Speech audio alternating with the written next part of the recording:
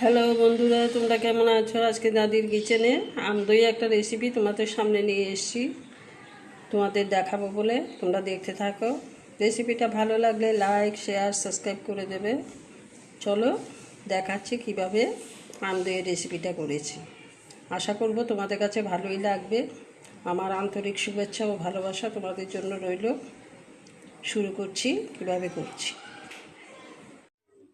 আমদইটা করার জন্য এখানে দুটো আম নিয়েছি। আমগুলি আমি ধুয়ে নিয়েছি, এখন কেটে গ্রাইন্ডারে আমি পেস্ট করে নেব। 1.5 লিটার দুধ নিয়েছিলাম, 1.5 লিটার দুধের থেকে এখন 1 লিটার দুধ হয়েছে। দেখো দুধটা কতটা ঘন হয়েছে, দারুণ হয়েছে। এখন দেখতে থাকো রেসিপিটা কি করে করছি। দুধটা আমি ফুটিয়ে নিয়েছি, তার মধ্যে 2 চামচ চিনি মিশিয়ে দিচ্ছি।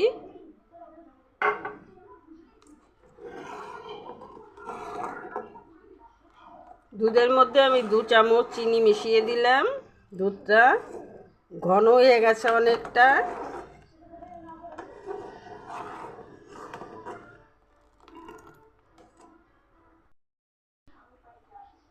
দইটা আমি ছাঁকনির মধ্যে রেখেছিলাম, জল ঝরে গেছে, এখন তুলে নিচ্ছি। দুধটা আমি অনেকটা জাল করে নিয়েছি। 1.5 লিটার দুধকে আমি 1 লিটার করেছি। এখন এটার মধ্যে গুঁড়ো দুধ দিয়ে দেব। গুঁড়ো দুধ দিলে দইটা খেতে খুব ভালো হবে।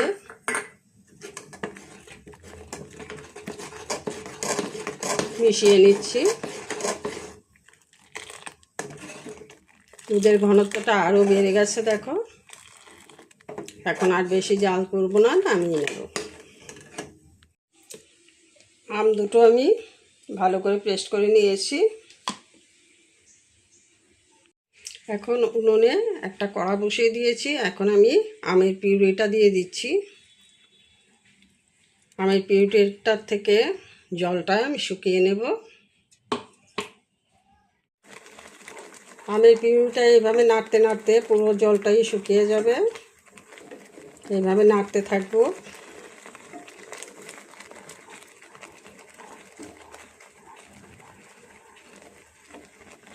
আজকে আম দইটা বসানোর জন্য এখানে একটা মাটির হাঁড়ি নিয়েছি আর একটা কাচের বাটি নিয়েছি।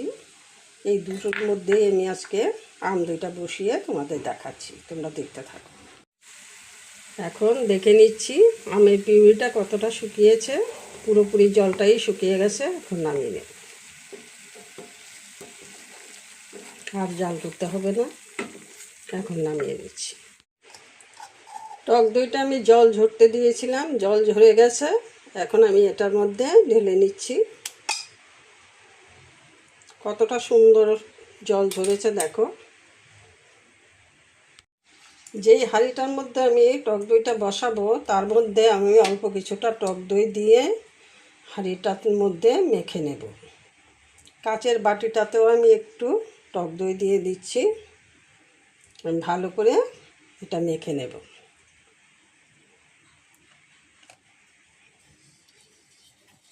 হাঁড়ির গায়ে আমার টক দইটা মাখানো হয়ে গেছে। এখন আমি দেখাচ্ছি কি করে দইটা বসাচ্ছি। দইটা আমি ভালো করে ফেটিয়ে নিচ্ছি।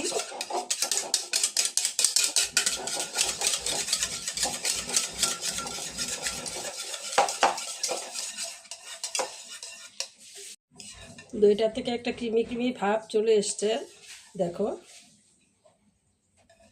এখন আমি আমের পিউরিটা দিয়ে আবার ফেটিয়ে নেব।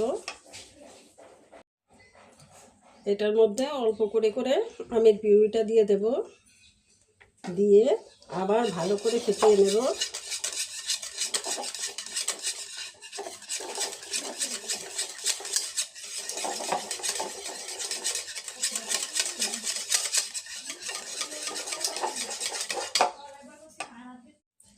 আমের পিউরি আর দইটা যত ভালো করে মেশানো যাবে দই ততটাই ভালো হবে।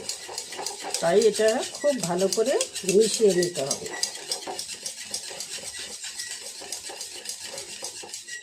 মেশানোটা আমার হয়ে গেছে, দেখো কি সুন্দর হয়েছে। এখন দেখিয়ে দিচ্ছি কি করে দইটা বসাচ্ছি। দই আর আমটা মেশানো হয়ে গেছে, আর মেশাতে হবে না। এখন গরম দুধটা আমি ঠান্ডা করতে দিয়েছিলাম, সেটা আমার মোটামুটি ঠান্ডা হয়ে গেছে। সম্পূর্ণ ঠান্ডা করব না, ঈষৎ উষ্ণ গরম রাখবো। তাই এখন এই আঙুলটা দিয়ে দেখছি দইটা বসানো যাবে কিনা। হ্যাঁ, এখন ঠিক আছে গরমটা। এই গরমেই আমি দইটা বসাতে পারবো। এখন আর একটু ভালো করে মিশিয়ে নিচ্ছি। মেশানোটা হয়ে গেছে। এখন অল্প অল্প করে দুধ দিয়ে দেব। দুধ দিয়ে আমি ভালো করে মিশিয়ে নেব। আবার কিছুটা দুধ দিয়ে দেব, দিয়ে আবার মিশিয়ে নেব।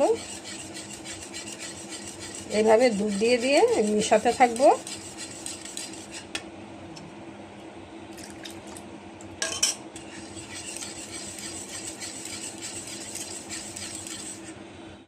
সবটা দুধ আমার দেওয়া হয়ে গেছে। এখন মিশিয়ে নেব। দুধটা দেওয়ার পরে যখন এইভাবে মেশাবে, তখন এই দুধ বুদিগুলি উঠলে বুঝতে পারবে যে দইটা বসানো তোমার পারফেক্ট হয়েছে।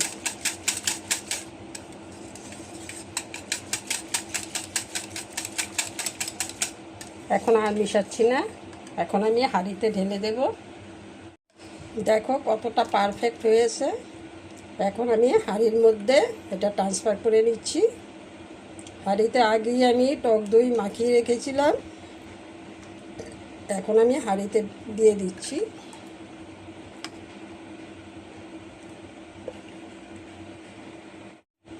হাঁড়িতে আমি দিয়ে দিলাম। আর বাকি যেটা আছে এটা কাচের বাটির মধ্যে বসিয়ে নিচ্ছি।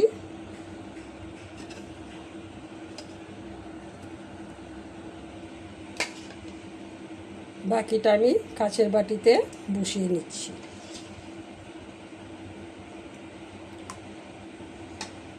আমি হাঁড়িতে আর কাচের বাটিতে বসিয়ে দিলাম। এখন দেখাচ্ছি এটা কিভাবে রাখতে হবে। সসপ্যানটার মধ্যে আমি স্ট্যান্ডটা বসিয়ে দিয়েছি।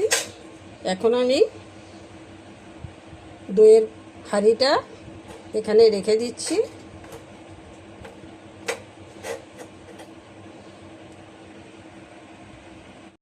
হাঁড়িটার উপরে আমি একটা স্টিলের প্লেট দিয়ে ঢেকে দিচ্ছি।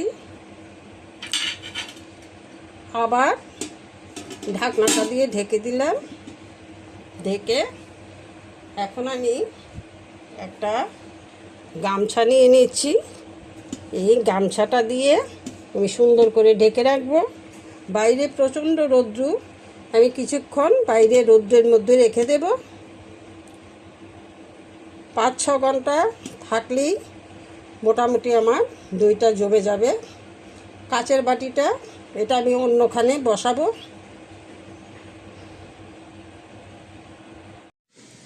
6-7 ঘন্টা রাখার পর আমি ফ্রিজে রেখে দিয়েছিলাম ঠান্ডা হবার জন্য। এখন দেখিয়ে দিচ্ছি দইটা কতটা সুন্দর হয়েছে। দেখো কতটা সুন্দর হয়েছে। এভাবে একটিবার তোমরা বানিয়ে খেয়ে দেখবে। আশা করব তোমাদের কাছে ভালোই লেগেছে। আজকে এখানেই শেষ করছি।